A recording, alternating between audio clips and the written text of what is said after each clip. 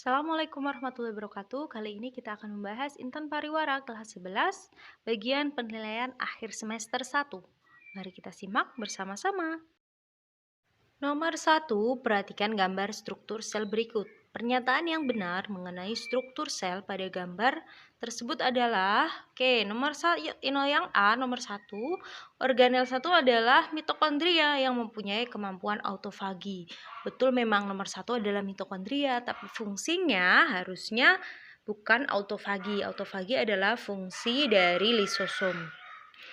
Yang B, organel 2 adalah Re halus yang berperan dalam proses eksositosis, bukan ya? Yang C, organel 3 adalah kompleks Golgi yang berfungsi membentuk membran sel. Nah, ini betul. Nomor 3 itu adalah badan Golgi, fungsinya adalah membentuk membran sel. Jadi jawabannya yang C. Nomor 2, Anita melakukan pengamatan sel tumbuhan menggunakan mikroskop. Hasil pengamatan yang diperoleh Anita dituliskan dalam tabel berikut. Nah, bagian sel yang diamati yang sel X, ciri-cirinya berada pada bagian paling luar dan terdapat plastodesmata di antara dua sel yang berdekatan. Nah, ini berarti dinding sel. X ini adalah dinding sel. Lalu yang Y adalah berupa kantong membran yang berisi cairan berukuran besar.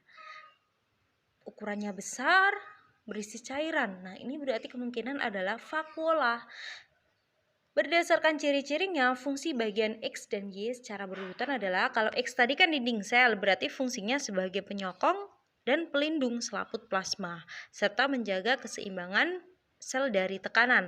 Lalu untuk yang Y tadi adalah vakuola, berarti fungsinya menyimpan makanan, pigmen, minyak atsiri, serta tempat penimbunan sisa metabolisme. Jadi jawabannya yang C.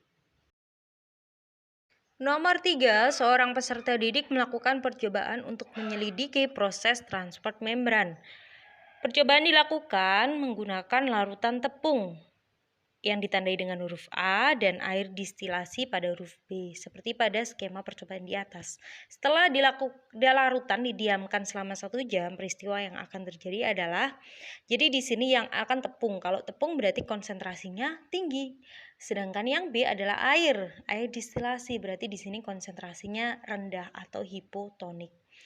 Nah, osmosis sendiri itu perpindahan larutan dari larutan hipotonik, perpindahan air dari larutan hipotonik ke hipertonik. Berarti di sini air pada B akan berpindah ke A, sehingga menyebabkan larutan A akan bertambah, sedangkan larutan B-nya akan berkurang. Jadi jawabannya yang B.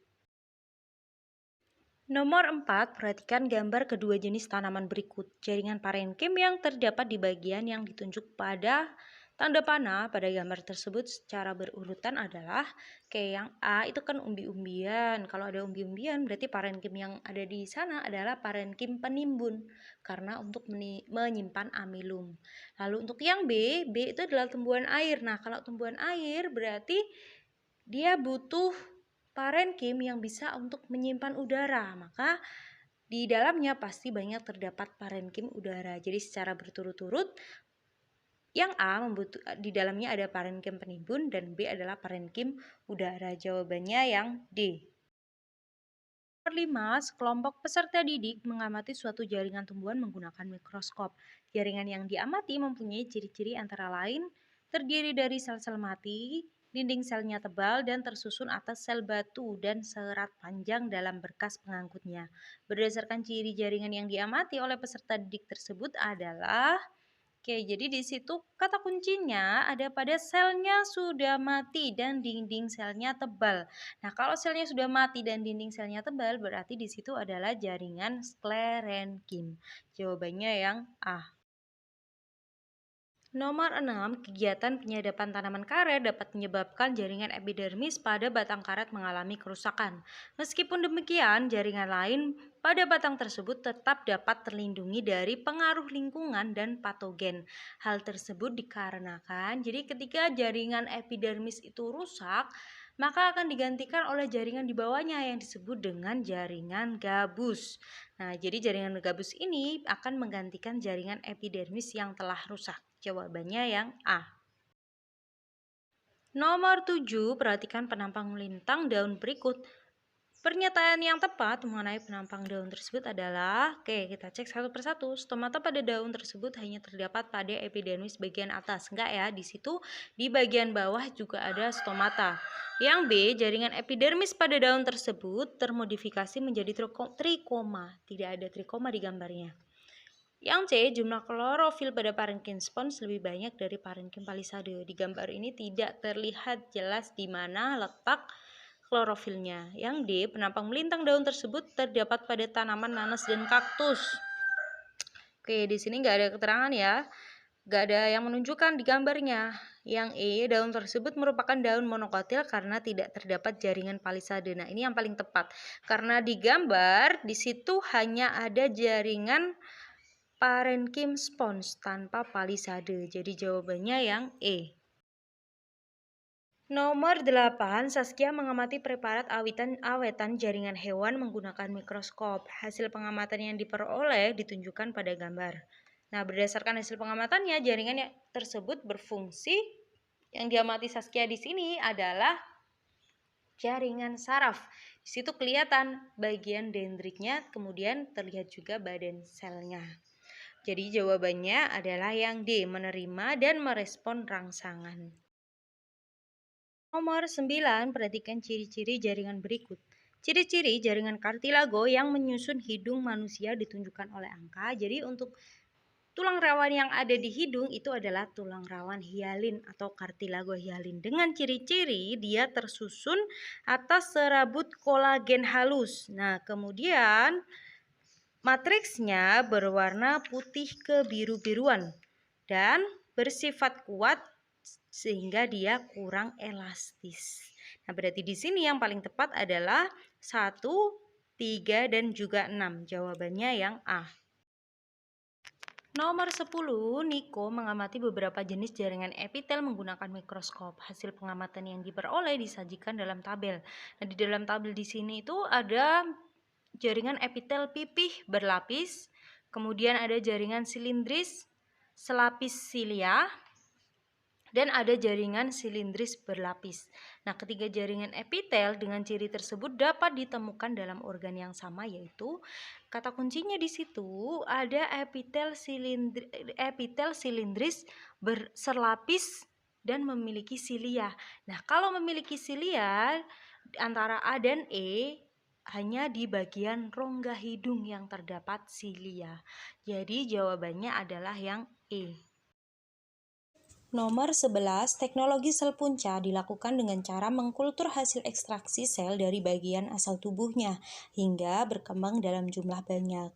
Lalu mentransplantasikan sel tersebut ke dalam jaringan yang rusak.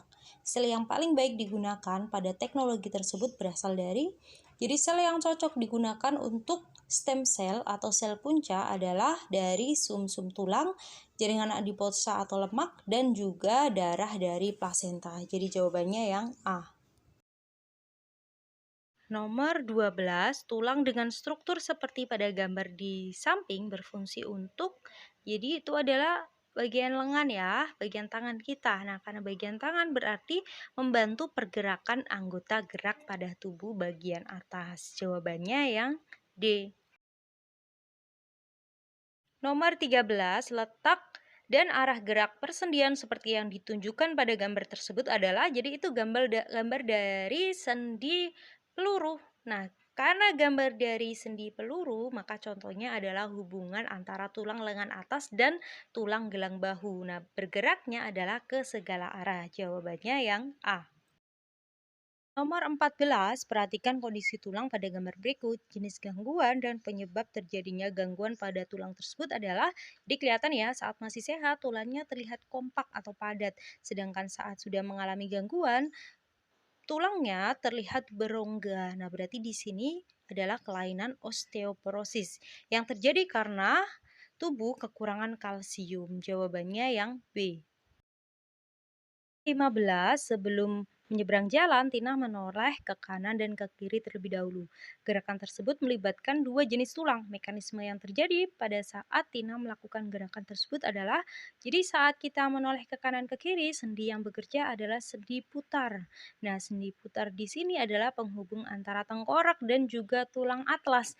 Di mana tulang atlasnya ketika kita menoleh itu tetap diam, sedangkan yang bergerak ke kanan dan ke kiri itu adalah tulang pada tengkorak. Jadi jawabannya yang E.